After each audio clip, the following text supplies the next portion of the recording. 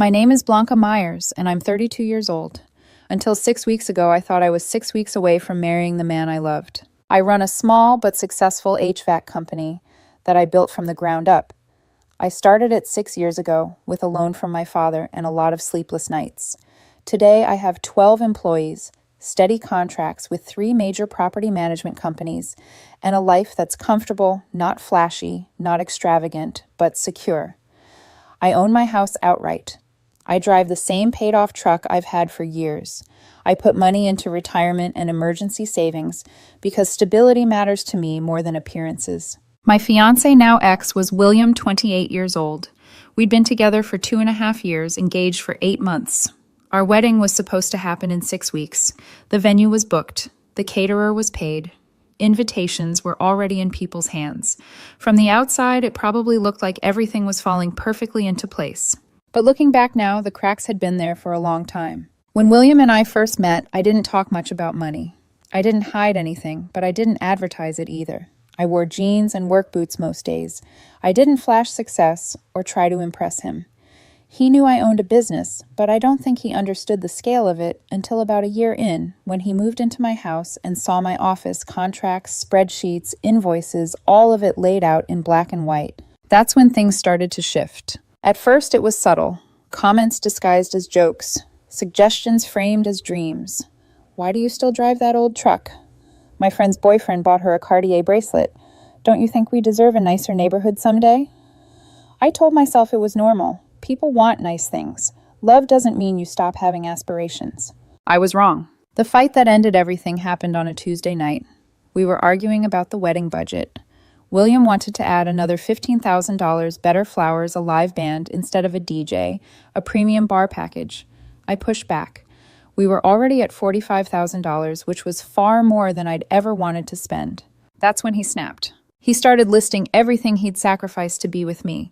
Other people he could have dated, time he'd invested, how he deserved a proper wedding after giving me the best years of his life. I asked him what he meant by invested, and that's when he said it. Fine, you want the truth?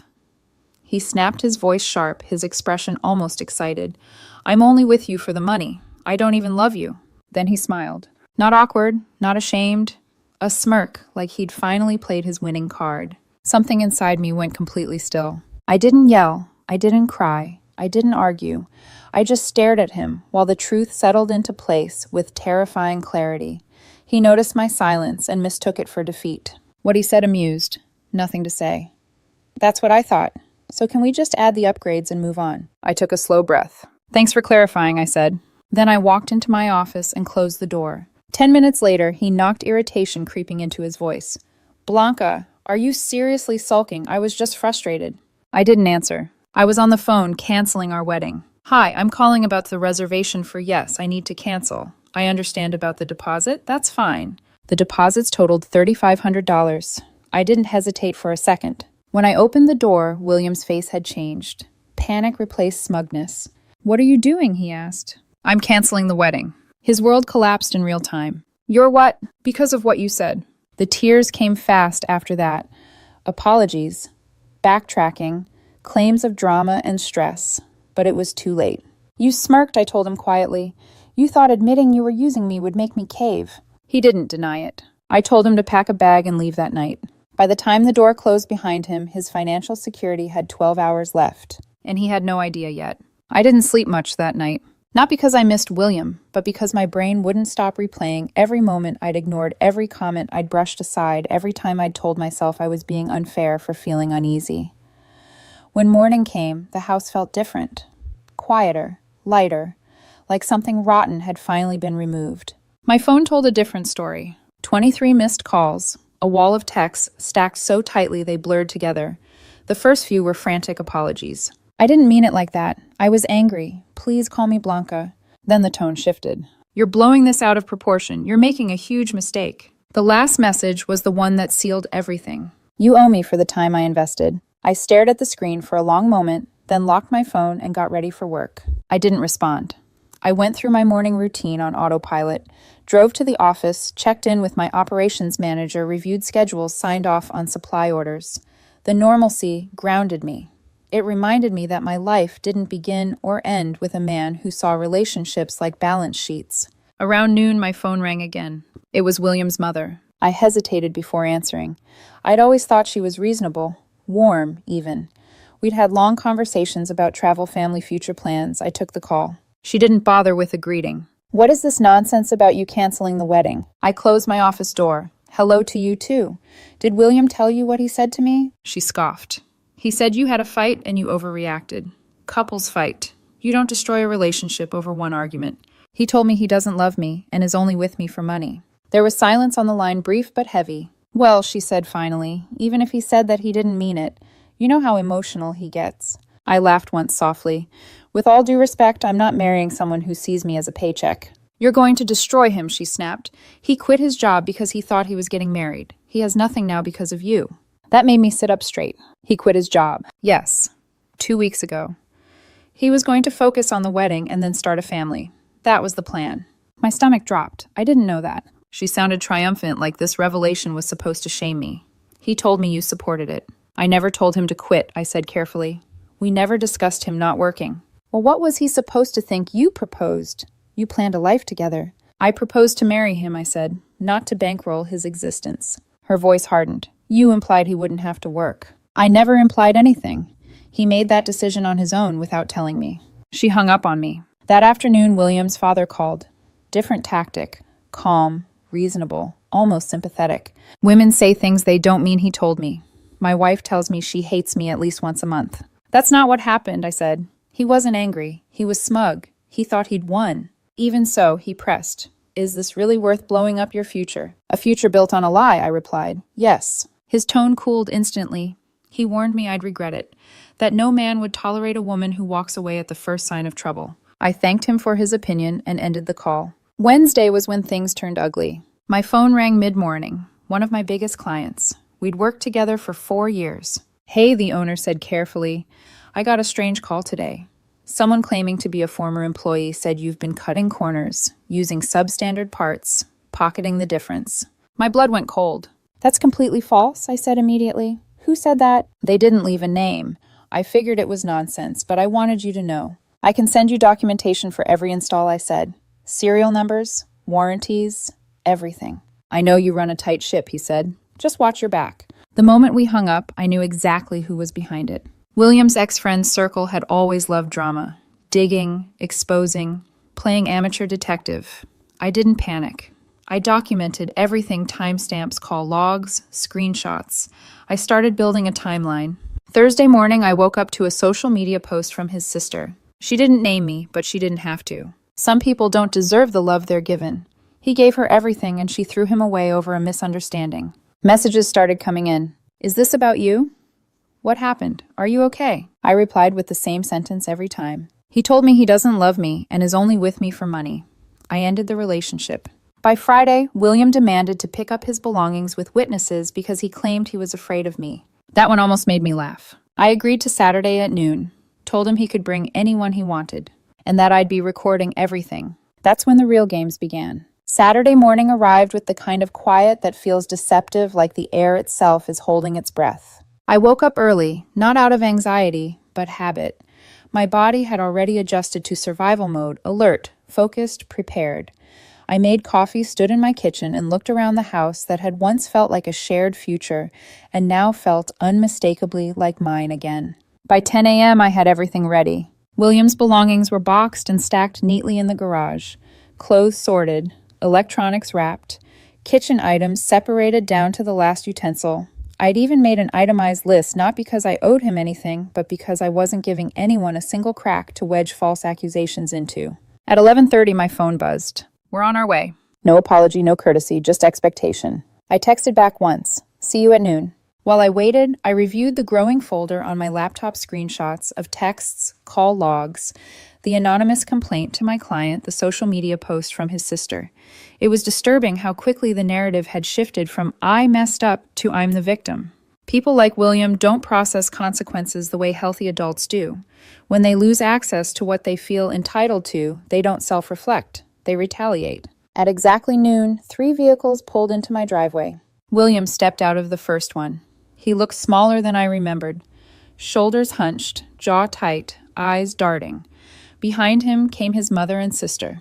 From the third car emerged a man I didn't recognize immediately, tall, broad arms crossed like he'd been cast for intimidation alone. I didn't move. A moment later, a truck pulled up beside mine. Out stepped Marcus, my friend from high school. Off-duty, but unmistakable. His posture alone was enough to communicate authority. The badge clipped casually to his belt didn't hurt either. William froze when he saw him. "What's this?" his mother demanded, her eyes narrowing. "Just making sure everything stays calm," I said evenly. "Same reason you brought whoever that is." The big guy suddenly found the gravel in my driveway very interesting. I gestured toward the garage. "Everything's boxed. You're welcome to go through it." His sister immediately began taking photos. "For documentation," she announced. "Of course," I replied. "I have my own." William wandered around the boxes, opening them, scoffing loudly. "You didn't even fold these properly." "You're welcome to refold them in your own space," I said. His mother stepped closer while the others were distracted. Her voice dropped sharp and venomous. "You know you're ruining his life, right? He has no job, no savings. He was counting on this marriage." "He was counting on my money," I corrected. "There's a difference." She bristled. What kind of woman abandons her fiancé over a few words? I met her gaze without flinching. What kind of man tells his fiancée he doesn't love her and only wants her for money, then expects her to stay? Her mouth tightened. "You're going to die alone," she hissed. "Maybe," I said calmly, "but at least I won't be paying for the privilege." That shut her up. The process took 2 hours. Complaints, passive-aggressive sighs, accusations disguised as jokes. Marcus said nothing. He didn't need to. As they loaded the last box, William approached me one final time. His voice softened, practiced.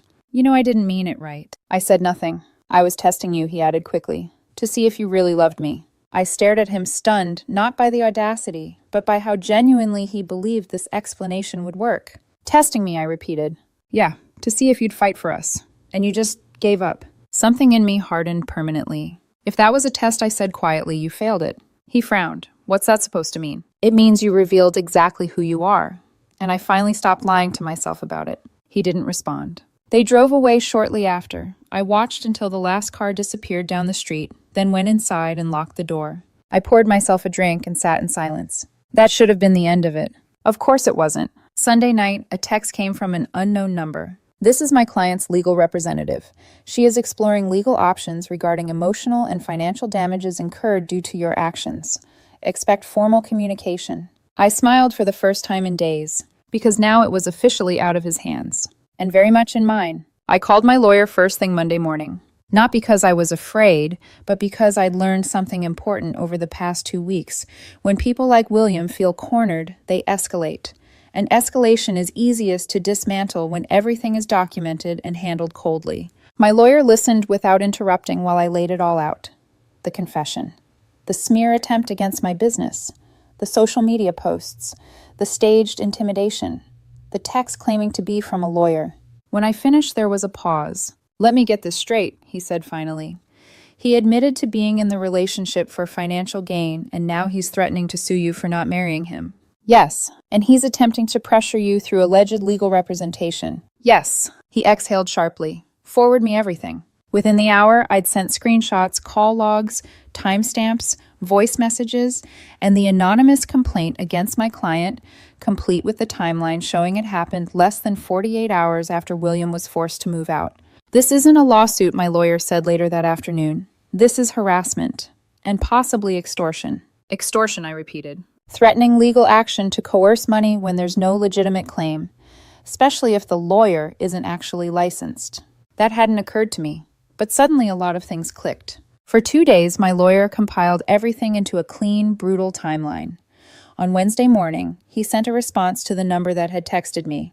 Professional, impersonal, devastating. He laid out William's admission of financial motivation, the attempted sabotage of my business, the defamatory social media activity, the intimidation attempt during the property pickup, the fraudulent legal threat. Then came the final paragraph. "Should your client wish to proceed, we will counterclaim for intentional interference with business relations, defamation, harassment, and fraud. We will also report this matter to the appropriate bar association should you be falsely representing yourself as licensed counsel. All further contact must cease immediately." The silence afterward was deafening. An entire day passed with no response. Then William's mother called.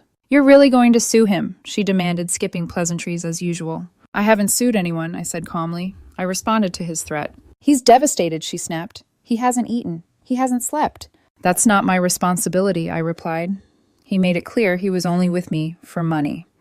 Now he doesn't have access to my money. That's how consequences work. "You're heartless." "I'm protecting myself from someone who tried to damage my livelihood." She hung up. That same afternoon, my biggest client called me back. "I reviewed everything you sent," the owner said. "Frankly, I'm embarrassed we even entertained the complaint." "I understand," I replied. As a gesture of good faith, he continued, "We're extending your contract for another year." I hung up and sat there for a moment, letting the tension drain out of my body. By Friday, the truth surfaced quietly the way it always does. The lawyer who'd texted me wasn't a lawyer at all. He was William's sister's boyfriend, a paralegal who'd decided to play pretend. My attorney filed a formal complaint with his firm. I never found out if he was fired, but I did hear he was removed from any legal-facing work almost immediately. A week later, William's sister dumped him. Irony has a sharp sense of humor. The social media posts faded. The anonymous business complaint died completely. Friends who'd questioned me reached out privately, asked for the full story, and then stopped engaging with William's narrative altogether. No lawsuit ever came. Just like that, the storm burned itself out, and William was left with exactly what he'd earned. It's been a little over 3 weeks since the night William smirked and told me the truth. Long enough for the adrenaline to fade. Long enough for the chaos to burn itself out. Long enough for reality to settle in. Not the one I thought I was building toward, but the one I'm actually living in now. Here's where everything landed. The legal threat vanished completely. No letters, no filings, no follow-ups. Once my lawyer called their bluff, the courage evaporated. Turns out intimidation only works when the other person is afraid to look closely. The fake lawyer situation resolved itself quietly. I didn't push for revenge. I didn't need to. Consequences have a way of finding people who invite them. From what I heard, he was pulled off any serious work at his firm, and that was enough. William's sister ended things with him shortly after. Apparently pretending to be someone you're not doesn't build trust. Who knew? The false complaint against my business did the opposite of what William intended. My client didn't just renew my contract, they apologized. They added another year as a sign of confidence. That conversation alone reminded me why I built my company the way I did: slow, honest, documented, boring, in all the right ways. The smear campaign fizzled out too. A few mutual friends who'd initially reached out with concern eventually asked for the full story. I told them exactly what happened. No embellishment, no emotion. Facts have a way of rearranging loyalties. After that, William's posts stopped getting traction. Silence replaced outrage. As for William himself, I didn't hear from him directly again. But people talk. He moved back in with his parents. He's struggling to find work, apparently quitting your job with a dramatic scorched earth email because you think you've secured lifelong financial support doesn't look great on a resume, especially when you need references, especially when those references remember you telling the entire department you were above them now. His financial security, the thing he was so smug about, lasted exactly 12 hours. From the moment he told me he was only with me for money to the moment I told him to pack a bag. 12 hours. That's what 2.5 years of pretending to love someone earned him. Do I feel bad for him? Honestly, a little. Not for where he is now. That's a direct result of his choices. But I feel sad that he's the kind of person who sees love as a transaction, who measures relationships by return on investment, who thinks commitment means entitlement. That's a lonely way to move through the world. Do I feel stupid for not seeing it sooner? Yes. The signs were there. The way his energy shifted whenever money came up. The constant comparisons. The subtle pressure to upgrade everything, not because it brought joy, but because it signaled status. I told myself it was normal, that I was being unfair, that love meant patience. When you're inside it, you make excuses. You want to believe the person you love is better than their worst moments. The hardest part is this: I did love him. Genuinely. That's what makes it hurt, not the betrayal, but the imbalance. I was investing too, just not in the same currency. My lawyer advised me to keep all documentation for at least a year. He's seen enough cases to know that some people circle back when they're desperate. I changed my locks, updated my security cameras, added extra verification to my business accounts, not because I think William is dangerous, but because I never want to be caught off guard again. The wedding deposits are gone, about $4,000 I'll never get back. The engagement ring is still in a drawer. Selling it feels strange. Keeping it feels strange too. I'll decide eventually. For now, I'm just living, going to work, coming home, relearning what I enjoy without planning around someone else's expectations. My friend Marcus checks in on me. My sister came over last weekend and we watched movies and didn't talk about anything heavy. Small grounding moments that remind me I'm not alone in the ways that actually matter. Someone messaged me recently and asked if I regret how I handled it, if I should have given William another chance. Tried counseling, talked it out. Here's the truth. You can't counsel someone into loving you. You can't therapy your way into turning yourself from a meal ticket into a partner. If he'd said those words in anger and immediately looked horrified, maybe. If he'd panicked and taken them back without smugness, maybe. But he said them with satisfaction, with relief, like he was finally done pretending. You can't come back from that. And more importantly, you shouldn't have to. Some people will say I was too cold, too decisive, that I walked away too fast. But I'll ask the same question I asked myself. Work through what? He told me exactly who he was. I finally believed him. And I'd rather be alone, grounded, and clear-eyed than married to someone who sees me as a bank account with legs. That's the whole story. And if there's one thing I learned from all of this, it's simple. When someone shows you